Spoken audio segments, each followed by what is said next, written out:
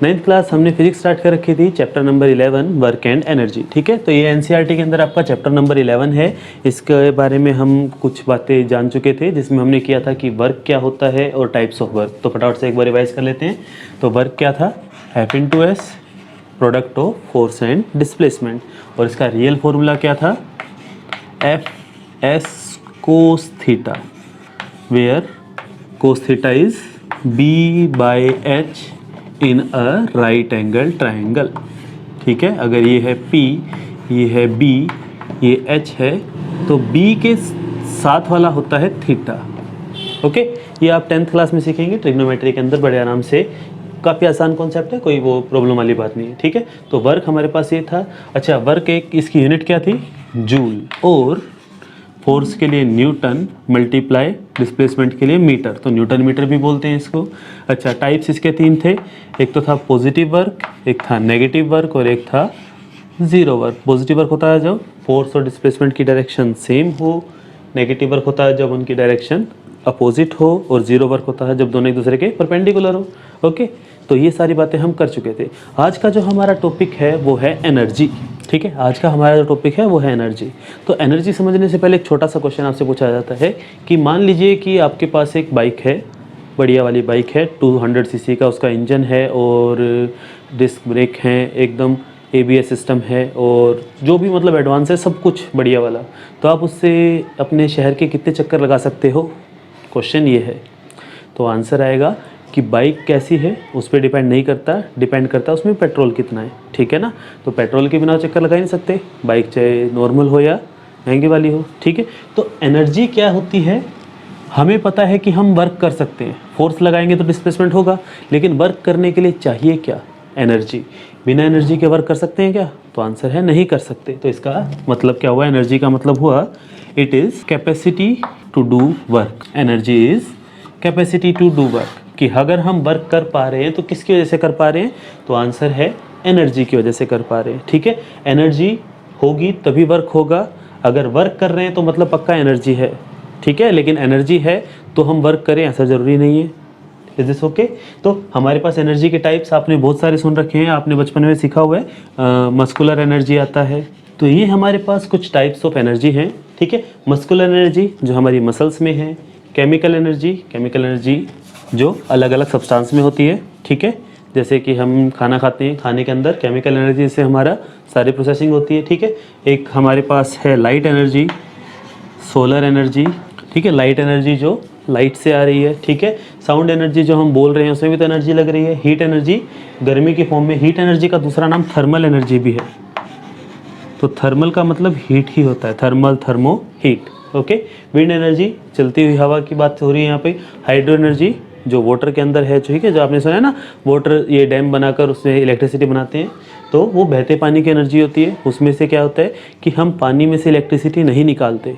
Okay, जब पानी flow करता है तो उसके पास एनर्जी होती है जिससे हम इलेक्ट्रिसिटी बनाते हैं। ओके, हाइड्रो एनर्जी पानी के पास हो गई। सोलर एनर्जी जो हमारी धूप की है, धूप से आ रही है।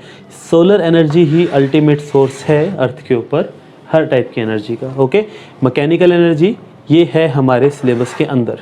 ठीक है, मैकेनिकल एनर्जी होता है ड्यू टू मैकेनिक्स। मैकेनिक्स का मतलब क्या होगा, मोशन। ठीक है, तो मैकेनिकल एनर्जी जो है ये होती है ड्यू टू पोजीशन, कॉन्फ़िगरेशन और स्टेट ऑफ रेस्ट और मोशन। तो this is due to position, configuration and motion. उसकी पोजीशन कहाँ है उसके ऊपर डिपेंड करता है, उसकी कॉन्फ़िगरेशन मतलब उसके आकार विकार कैसा है, और वो मोशन में है या नहीं है उसके ऊपर डिपेंड करता है। ठीक है, जैसे आपसे सिंपल सा क्वेश्चन पूछा जाए, हमारे पास 2 बिल्डिंग्स हैं, एक है जिसके अंदर 5 स्टोरीज हैं, 5 मंजिला बिल्डिंग है, और एक है जिसके अंदर 10 मंजिल की एक बिल्डिंग है। आपने दोनों के ऊपर से एक एक पत्थर को छोड़ दिया, तो ज़्यादा तेज़ी से कौन आएगा, तो आंसर है 10 मंजिल वाला आएगा, क्योंकि वो ज़्यादा ऊपर है। तो उसकी पोजीशन की वजह से उसकी स्पीड, उसकी एनर्जी मैटर करती है। ठीक है, तो ये हमारे पास कुछ टाइप्स हैं एनर्जी के, आप इसको एक बार नोट कर लीजिए, फिर हम मैकेनिकल एनर्जी की बात करते हैं।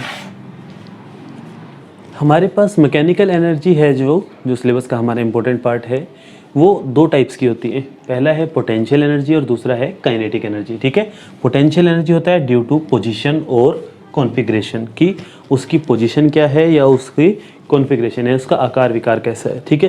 जैसे अगर आप पोजीशन की बात करते हैं, जैसे मैंने आपको बताया था कि हमारे पास इस तरह से दो बिल्डिंग्स मान ली या फिर एक ही बिल्डिंग है, यहाँ पर अपने पास दो खिड़की हैं। एक तो हम यहाँ से किसी चीज़ को गिराते हैं, ठीक है, यहाँ पे मान लीजिए खुली मिट्टी है एकदम, तो एक तो हम यहाँ से किसी चीज़ को गिराते हैं वो मिट्टी में दबेगी, ठीक है। एक हम यहाँ से उस चीज़ को गिराते हैं तो ये भी दबेगी। तो ज़्यादा नीचे तक कौन जाएगी? तो ज़्यादा ऊपर वाली, क्योंकि इसका डिस्टेंस ज़्यादा है, डिस्टेंस ज़्यादा है तो ये ज़्यादा ज़ोर से गिरेगी, ठीक है। और ये थोड़ा कम ज़ोर से गिरेगी। ये हम प्रैक्टिकली कर सकते हैं, इसको कोई वो नहीं है, ठीक है।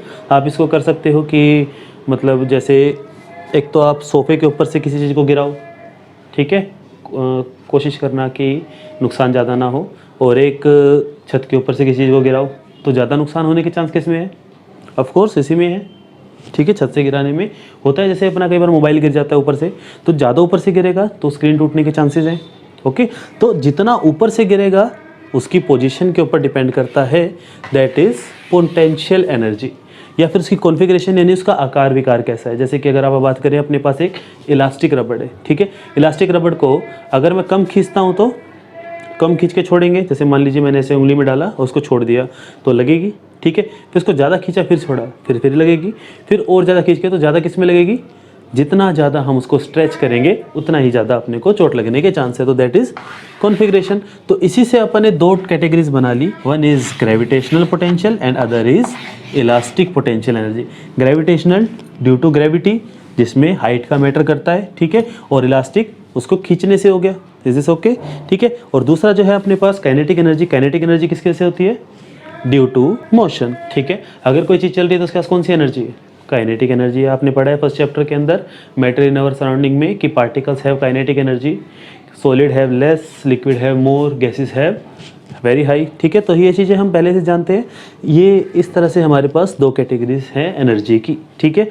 आप इनकी डेफिनेशन बड़े आराम से लिख सकते हैं। तो पोटेंशियल एनर्जी में क्या आएगा? The energy possessed by its position. और काइनेटिक एनर्जी में क्या आएगा? The energy possessed by virtue of its motion. और ग्रेविटेशनल पोटेंशियल क्या आएगा? Energy due to its position. And elastic potential में क्या आएगा? Due to its configuration. Is this okay? एक बार इसको नोट कर लीजिए। ये हमारे सामने दो डेरिवेशन है, काफ़ी इंपॉर्टेंट है, एग्जाम में इनमें से एक तो पूछा ही जाता है, तो आप एक बार इन दोनों को नोट जरूर कीजिए। देखिए सबसे पहले अपने पास है GPE। GPE का मतलब यहाँ पे ग्रेविटेशनल पोटेंशियल एनर्जी से है, ओके। तो ग्रेविटेशनल पोटेंशियल एनर्जी हमने कहा, क्या बात की थी कि एनर्जी होगी तभी वर्क कर पाएंगे।